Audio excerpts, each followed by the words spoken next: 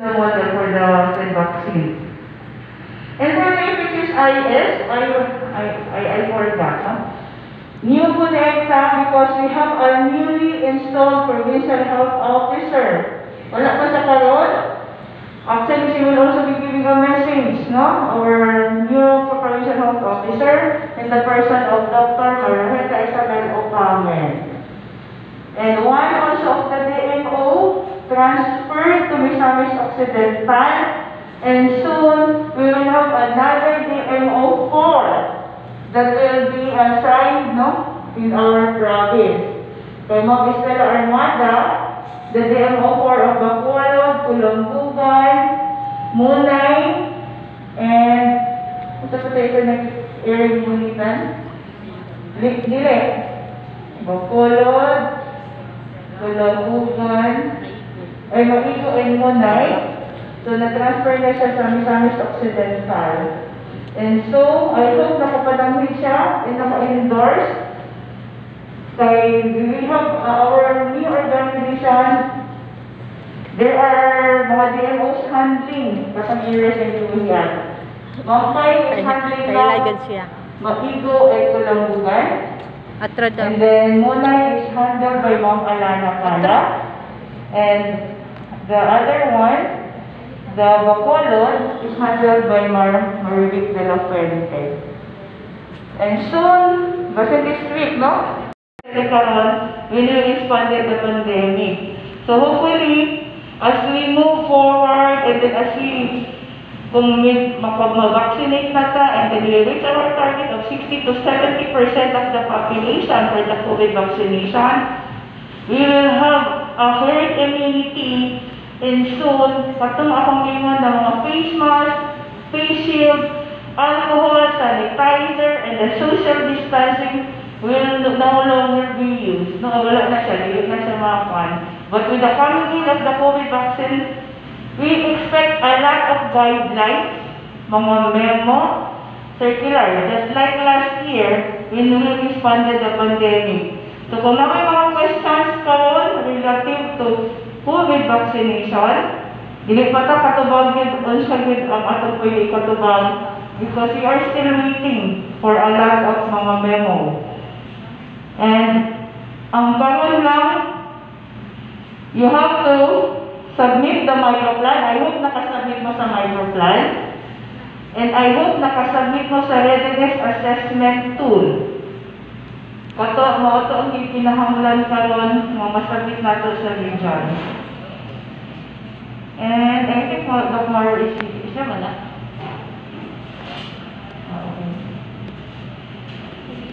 Okay, so kanina lang si Aryan. Ito.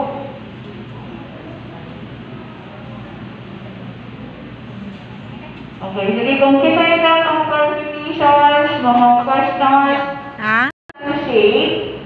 has been transformed into Health Program Officer 1, no? HPO1, ang tawag na sa ilaha, is no longer Public Health Associate. And their status, nahiwa na siyang job order. Before, they were under PS because they are no longer with the HRDU. Wala na sila sa Human Resource Development Unit, gikuha na sila sa RESDRO. The RESDRO, that's Research Epidemiology, Surveillance, Disaster Response Unit, RESDRO. Because of the very low accomplishment, and that will be until February 12. So, karon, balik po sa Health Program Officer. Some, actually, majority of the DSOs joined us, except for those who were absorbed by the province. There were 3 of them last year that absorbed. Actually, 8 on the nasan sa ato, but nag-search si Tulo. So, we are lacking na Tulo. So, we will be hiring for those areas with no Health Program Officer. I think Tangkal, no? Wala pa wala HPO1. And then SND. And Nanungan. Lala na, paghapon they are right, no? Nanatay ma-assign sa dala na nag-assign sa Kapatagan and Baroy. So, katulong na lang na din itong SND, Tangkal, Tanawa niya ni inyong naong sa YouTube ha. Tanawa niyo ni inyong naong sa YouTube. Kita I hope no, those areas, no, with the help program officer, they will accommodate also the HPO. They will also help out, cooperate in the data gathering, data collection, analysis, and submit until submission to the region. And syempre with the PHO and PDOHO. Sige, questions pa daw. Ano ni Ariel? Open forum pa kayo mga until... Okay, it's 10 a.m. 10 na? So kung wala na tayong mga concerns, mga issues, I think Ariel na can start with the orientation. Thank you so much, Doc, sa mga clarifications and sa pag-welcome ng tanan and sa pag-update no, sa mga new happenings and mga changes nato sa PHO and sa PDOHO sa diri sa to sa Lanao del Norte. And so, let's start now for our introduction. This is our Field Health Services Information System 2020 reports validation. So, ano ko na-change no, January. Supposedly, January last week, no? But, i-postpone lang kay COVID immunization, roll-out training ta. And so, okay tayo.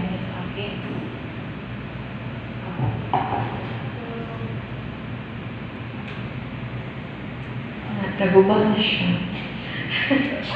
Retire na siya. Retire friend. Okay, so please, kung di ma-off sa cellphone, ay mag-visit ang tanan, no?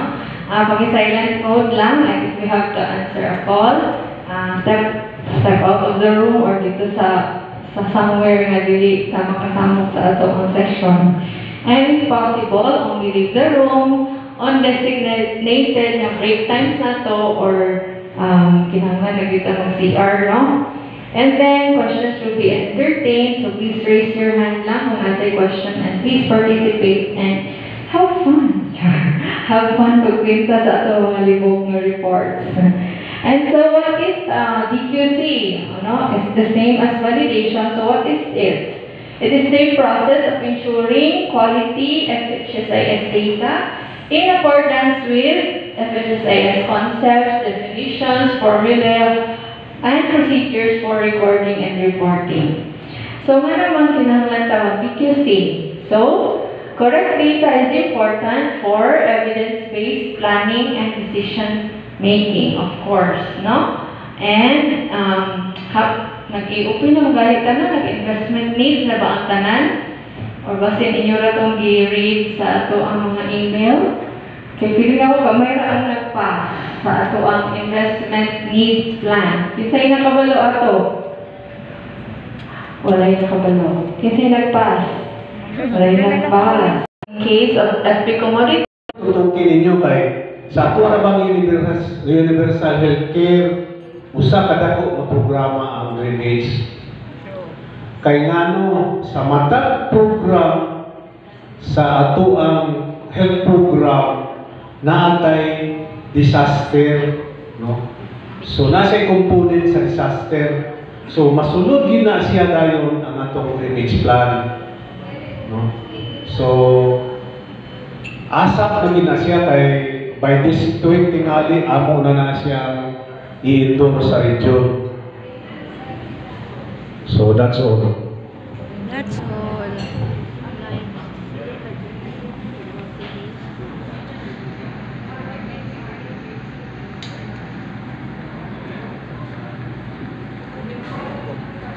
Mga 100 guro.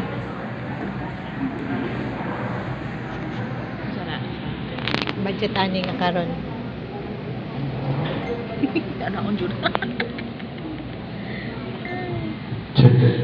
Morning everyone, no? Just want to reiterate sa to ang pandemic pa man kita karon, no?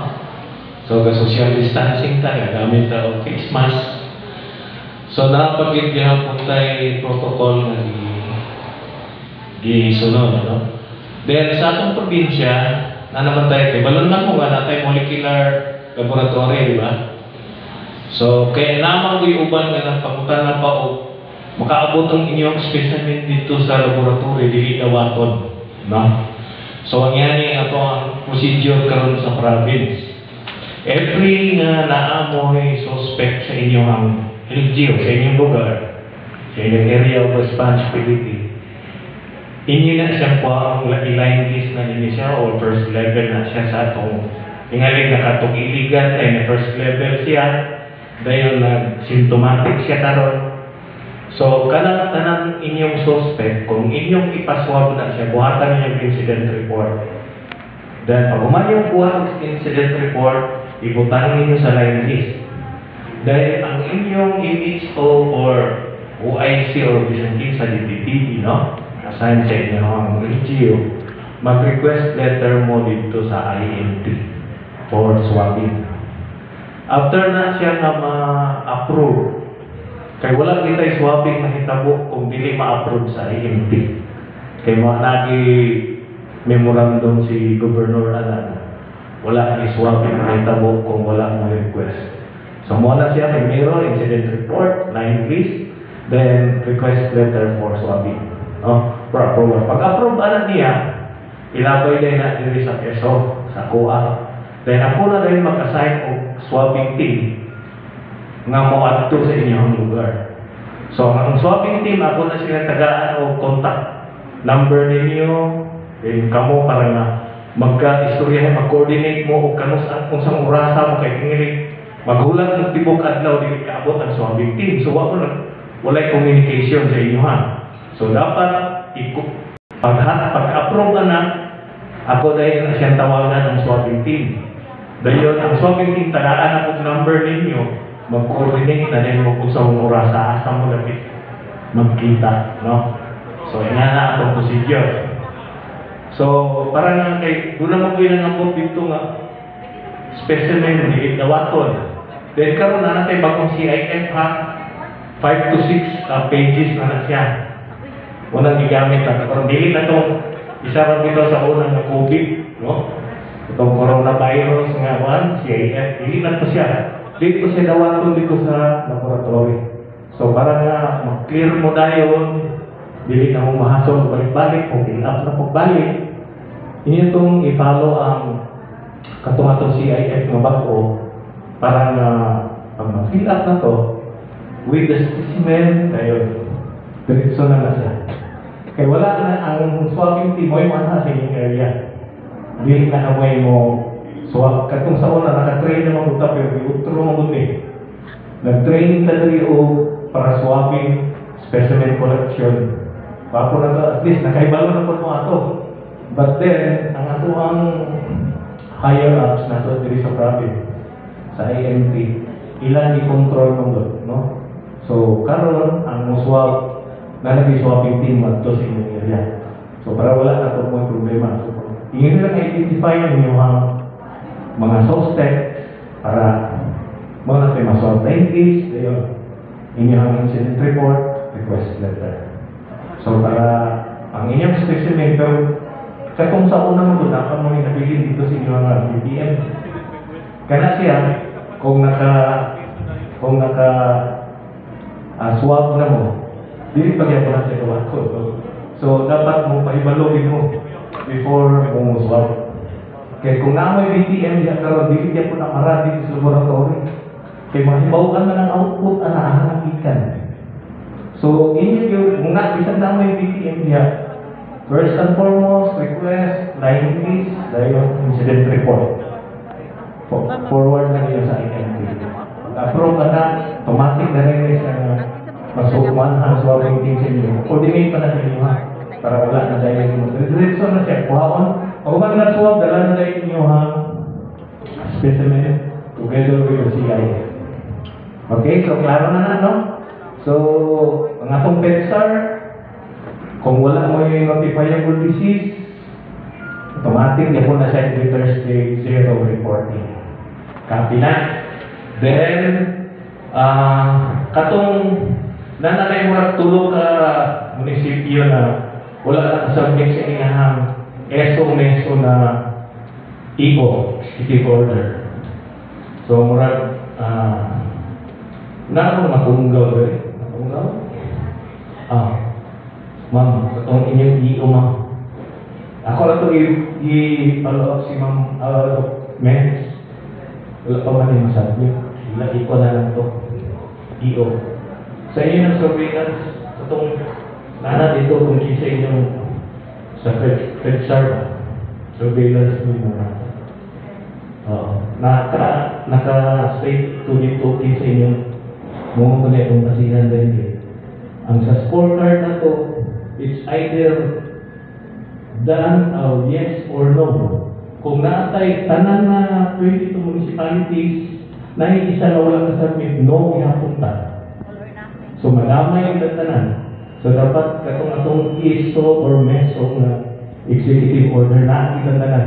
Kaya once isa or duha nga wala kasabit, no, yung tanan sa Lanao del Norte. Okay? So thank you very much and good morning. HRH who were on maternity leave last December. And if you count the maternity leave, that will entail 3 months, 105 days. And we cannot wait for the maternity leave to be completed. We cannot wait until March to hire people just to wait for this HRH who are on maternity leave. So, because we need the HRH to be deployed by January.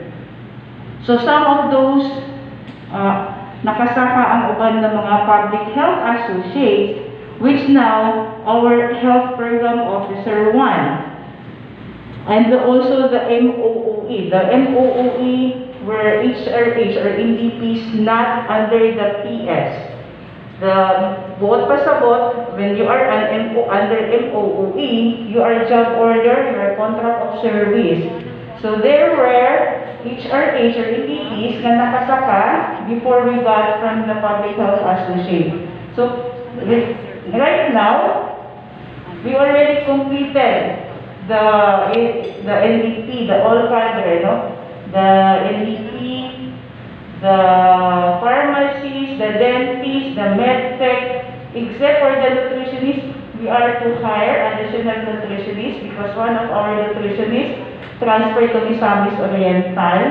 And since Lanao del Norte, including Bukidnon, are one of the 2 provinces, priority provinces for the PIPAN, so we need to hire additional to join us. And I hope that nutritionists will be joining us this month. Another cadre that we lack is the RHMPP. So that's why we are hiring right now. RHMPP are the midwives. So we are hiring. We lack of 5 RHMPPs. So deadline submission will be on February 5. And then the exam interview will follow after the submission of the documents for the hiring. And so we also need the MO2, no? We actually posted, it's already posted in the website. A licensed nurse and qualification standards, one of the qualification standards. And so the deadline also the submission of the requirements will be set of February 5. So if you want or you know someone who want to join the Lanao del Norte full of mga employees, you can invite them to submit application. And now for the health program officer 1, because majority of the nurses were, based on the ranking, were moved up to the NDPs. They were all, apart from the pregnant, apart from the naka-on maternity leave, there were also, I think, 2 or 3 of them back out. One, na-approve ang visa for US, that's from Tubod. And another one back out because of the areas of assignment, because we didn't allow na swapping, no, after the arrangement and the placement of the HRH, we didn't allow swapping. So some of those who rank below, dili na nila dawaton ang ilang mga years of assignment, so they chose to back out. And so there were PHAs who moved up and then assigned in areas where some were NDPs na lacking dito sila were deployed. They were deployed in that area. And so the DSO, balik na ako ni sa istorya, no? Like there were who came in late. And so the DSOs who were assigned last year in the PHO were moved up to and joined the Health Program Officer 1, formerly the Public Health Associate. And among the 8 DSO last year, 3 of them were absorbed by the province. So 5 are now joining the pool of the Health Program Officer 1. And so, katong sa Tangkal, there were NDPs sa Tangkal, ay ang ilang PHA na move up based on the ranking, ay the person of Marisa Marine. So, she's now assigned in Kapatagan as NDP. There was also one in Pantar, also move up and then assigned in Salvador, out of the PHA of Pantar. But na-replace na ang PHA, no, sa Pantar. Ang na-retain na wala PHA karon are Tangkal, SMD, and Nunungan. Pantar na-replace na si Pantar, nanay nato dito. And I think ang ilang mga deployment started actually February 1. And then some, basin mga next week, because katong naitulo ka hapon, nga isulod sa Kapatagan, sa Lalaos sa Baroy, they are still in the process of complying their requirements. And so most of siya ang nahitabo, no?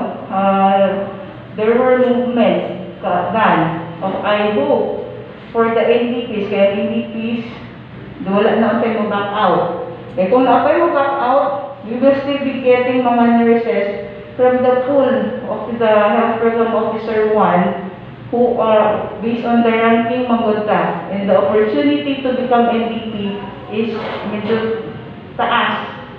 Kay it's already PS, so they have a lot of benefits na ma-receive, not just like the regular employee.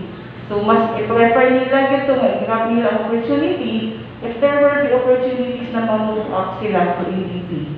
Kay hazard, syempre na-include mid-year bonuses, and then they can undergo leave, and then the offset, and then katong mga the benefits. Kaysa kung mag-GO sila, like for the PHA right now, or the Health Program Officer, they are na-demote actually ang ilang salary grade to 11. And then the status is GO. And 3 months ang renewal of contract. So by March, kung may budget for April onwards, then they will be renewed every 3 months. So that's the nature of the ilang status of hiring sa Health Program Officer. So katong mga nurses na given opportunity to become NDP, syempre gagawin nila to siya ng opportunity. And for those areas, no, because nag-reduce ang numbers at mga HRH, mga particularly the NDPs, so basin matingala ang mga LGUs, that there were NDPs pulled out in your area and assigned to another municipality. That's because of the reduction of the slots of your areas, of your municipality in terms of the NDP. So, wala ba nawala lagi, naputang si Kuala dito. Without anak. So, mo ito'y naitabo. And then, apoy-upan na na-absorb sa LGU, ang nurse na RSI, ang isa ka midwife, hindi absorb na yung midwife. So, mo na siya karoon ang mga hitabo, no? So, for the doctors to the barrio, wala na nag-renew, no? Wala na nag-renew ang Pantar, Salvador, Bacolod, and then also sa Puuna, but Puuna, nasa sila existing mga MHO, no? Dr. Saribada. So, basi dili na makatagal si Puuna because there's already a naka-item, nakatanila ng MHO, and then Maigo. And then I think Maigo will also be hiring. So, ang mabilis na lang ginawalay Dr. Pantar, Salvador of Bacolod. But Bacolod now, natay ang Nunungan, we don't have a doctor also in Nunungan, so upat sila. But for Bacolod, naatay isa ka transferi, ngaging ka sa Zamboanga, ka-batch, yung Dr. King, o yung Dr. Nashiba, batch 36, nga naman isa ka tuig dito sa Zamboanga. He is from Bacolod, so he will be transferred in Bacolod. Na-inform na ba ang Kamotay? Okay, in the person of Dr. Oliveros, no? So, he is still waiting for the DPO. Kung naka-detail pa siya sa regional office.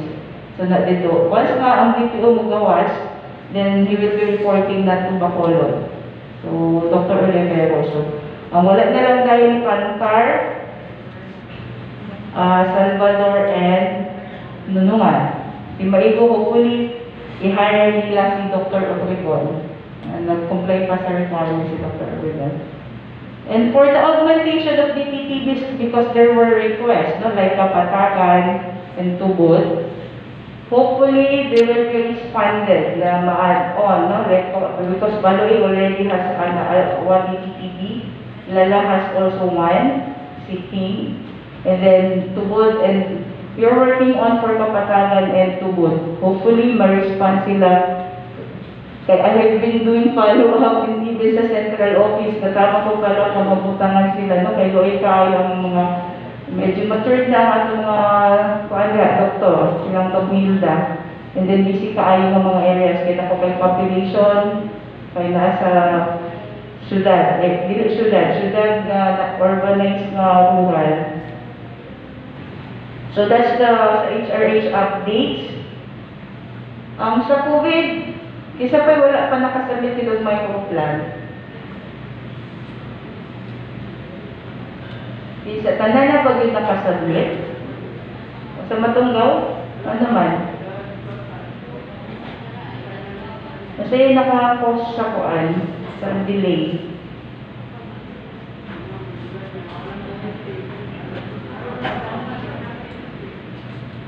Palusama na rin yung mahuman. Pinaglanara ko na siya kay basi hindi mo maghimo na deadline na ang central nag-deadline sa region. Kinahanglan na makuha ang inyong mga kuhan kaya ayun the projection sa mga logistics, sa vaccine, sa kanang human resource. They need to get na even the budgetary requirements. So, hindi pa mga PPEs, appeal pa dito. So, please do submit. Isa pa wala, aside from Matunggaw. Usap po nakalangan sa Nunungan. Isa itong nag-allergy sa component sa vaccine. Daganda yung mga issues, no? There are issues nga bahali masumbi. Tanawa daw ninyo lang mga naasa gawas.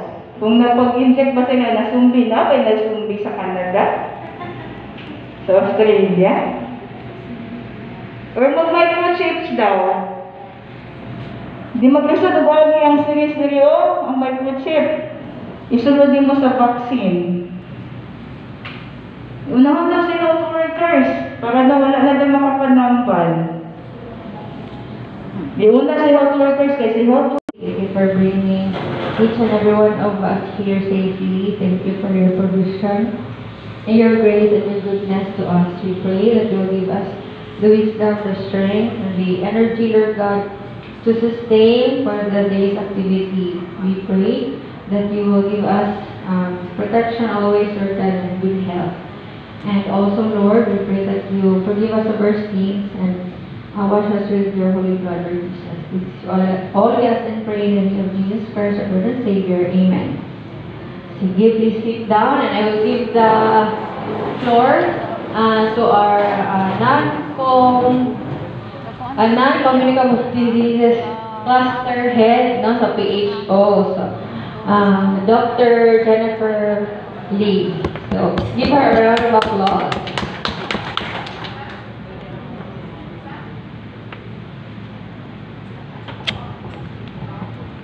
Hello, good morning! Oo, kumustahan mo sa inyong first 2 days na activity sa data validation? So, medyo nakaka-catch up na. So, for this time, for the prevention and control of non-communicable diseases na data validation, so what I have observed is that in every municipality na ako'y medyo question, ako'y concern. So, since iba-iba po ang mga LRD na mga program coordinators, tama ba? Usually sa mga interior na municipalities, wala'y problema sa mga coastal. So, based on my observation, since this is the first time na nag-NEPTA, no, for data validation, ay sa una, i-email lang at saka i-send lang sa messenger ang mga reports.